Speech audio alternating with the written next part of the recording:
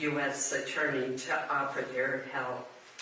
Right before I came into this building, I had a call from the Deputy Director of the FBI, who told me that there are 80 FBI agents on site participating in the search for the killer. 80. That doesn't include other people from the Marshal's Office, from the ATF, the DEA, and the Department of Homeland Security, and the Coast Guard. This has been a concerted effort at the state, local, and federal level, and everyone is determined to bring the killer to justice.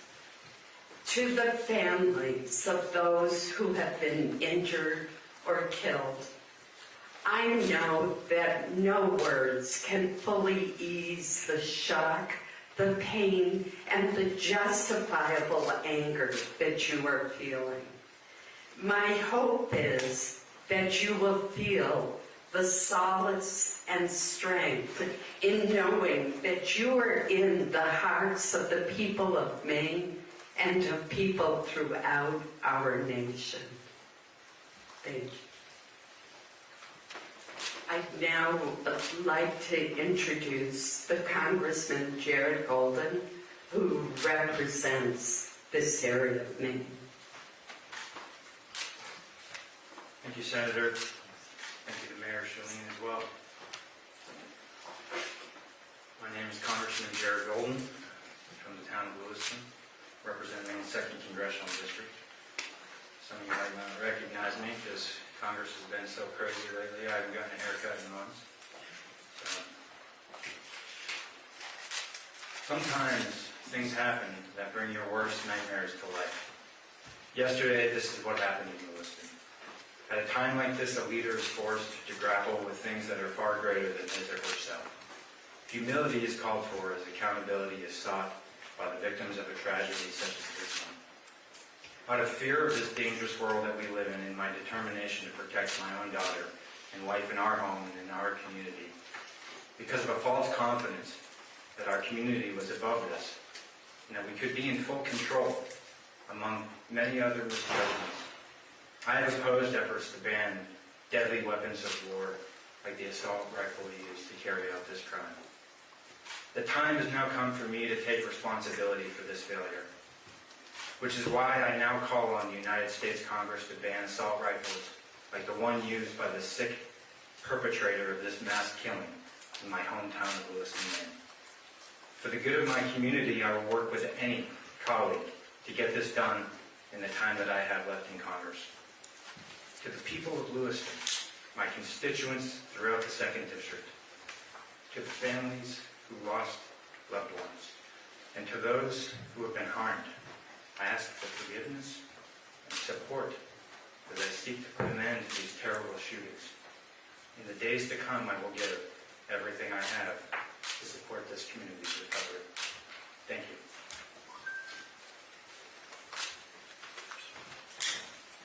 And now I would like to introduce Steve Littleson, President and CEO of Central Maine Medical Center. Good evening, everybody. I'm Steve Littleson, the CEO of Central Maine Healthcare, which includes Central Maine Medical Center here in Lewiston. On behalf of the 3,000 professionals and team members of Central Maine Healthcare, I too would like to extend our deepest condolences to the families of the victims of the events of last night. I'd also like to acknowledge the compassion and the expertise and the teamwork displayed by the healthcare professionals in this community last night when called upon under the most extreme circumstances. Just to give you the numbers as we have them now, I know there's been some confusion, and I would like to take the opportunity to just let you know what we dealt with and what we have currently in our hospital. All but one of the patients that were taken from the scenes last night were brought to Central Maine Medical Center. One was transported directly to St. Mary's Medical Center here in Lewiston. Of those patients, 2 were treated and discharged. One of those patients was transferred from Central Maine Medical Center to Maine Medical Center in Portland. 3 patients unfortunately passed away in Central Maine Medical Center last night. Of those, 8 remain now, and we have 5 patients who are in stable condition, 3 who are in critical condition in our critical care unit.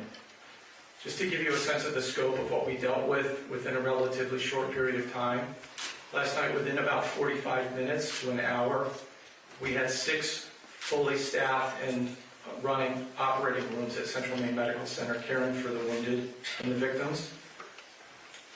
The professionals that were operating simultaneously in those 6 operating rooms included orthopedic surgeons, general trauma surgeons, urologists, vascular surgeons, as well as anesthesiologists and support personnel. I would like to also express our appreciation for all of the support that we received and continue to receive even through today. First from the City of Lewiston.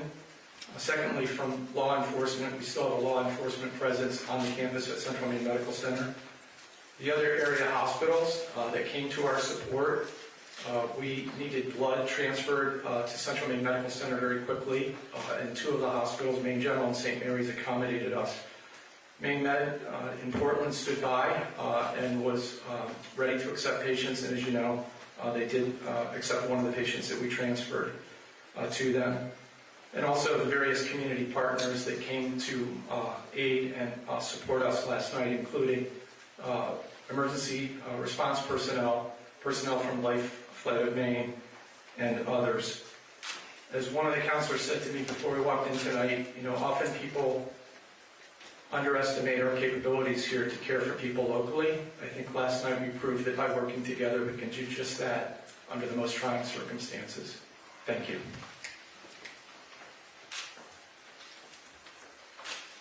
We'll take a few questions.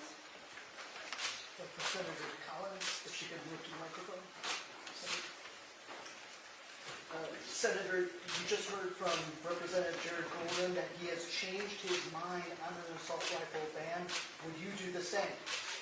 Well, first of all, let me say that I think it is more important that we ban very high capacity magazines. I think that would have more input and more effectiveness. We had an assault weapon ban, which I supported, that was in effect for 10 years. It applied to, I believe, 17 or 19 styles of weapons. Later, the late Senator Dianne Feinstein proposed an expansion that would have covered 157 weapons. And it was based not on functionality, but on cosmetic features. So there's always more that we can do. I was a co-author of the bipartisan Safer Communities Act, which provided funding, for example, for red and yellow flag laws and for mental health clinics, which I think is important as well. So certainly there's always more that can be done. Senator, a decade ago, though, you opposed legislation that limited access to expanded, stocks and firearms capacity. Are you suggesting that you would do something different now? I don't believe you're correct. For example, I was the lead Republican sponsor of a bill that would ban bump stocks, which have the ability to turn a semi-automatic into a fully automatic machine gun. And that legislation has not been enacted into law. There was an attempt to do it by regulation, but it was struck down by the courts. I still support the bump stock legislation. The other thing that I think we can look at is, and I advocated, was to increase the age at which you could purchase a high-capacity rifle from 18 to 21, the way it is for a handgun. Senator Collins, you mentioned there are a lot of questions about the whereabouts of Robert Card. You mentioned a number of agencies searching for him. Can you offer any more details regarding the whereabouts of Card or how close we're getting to finding him? I cannot because I don't want to jeopardize the search for him in any way. I have talked extensively to law enforcement, and as I said just very recently with the FBI Deputy Director, but I certainly don't want to jeopardize the search in any way. Senator Collins. We get a flag laws used in this case. You are a big advocate of them. Do you know if they were used in this case? I'm sorry. The yellow flag laws used in this case. To mine, I don't know. That's a very good question. You said that Maine got it right when it came to yellow flag Maine laws. does have a good yellow But flag. if it's true, as we are hearing, that Robert Card had mental health issues and he was, the police put him forward for evaluation, you got it wrong. No, I don't know whether there was a report to trigger the yellow flag law. It's certainly on the face of the facts that we have. It seems. Could you let me finish, please? It certainly seems that on the basis of the facts that we have, that the yellow flag law should have been triggered if in fact the suspect was hospitalized for 2 weeks for mental illness. That should have triggered the yellow flag law, and he should have been separated from his weapons. I'm sure after the fact that's going to be looked at very closely. Obviously that's a state issue, and I do not have knowledge of what happened in that instance. Senator Collins, Mark Stone from Sky News, thank you for your time. I wonder if I could just ask you about the weapons again. Why do you think it is that you and so many other lawmakers in America believe it is right for Americans to have the right to own such high-velocity weapons?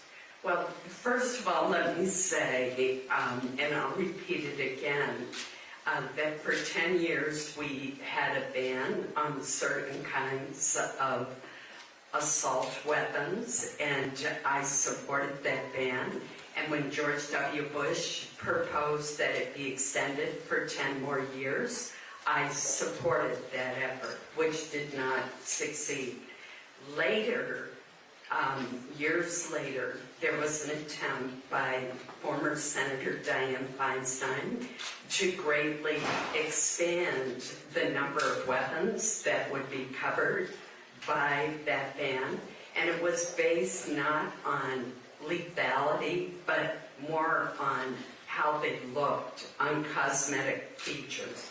And I do not think that that was appropriate. We do have a Second Amendment in our country. And that gives people the right to own a weapon that powerful, you think? And Maine, I would point out, has one of the highest rates of gun ownership in the country and has a long heritage of responsible gun ownership. It has also had a very low rate of violence. What makes this crime so heinous is in a typical year, Maine might have 22 murders, and last night we almost approached the number for the entire year. Is anyone So thank here you so much. Is anyone here briefed on the investigation to tell us? We We've cannot seen video work of on the the FBI. investigation yet, but thank you so much, and I appreciate your patience with us and this news conference. Thank you all.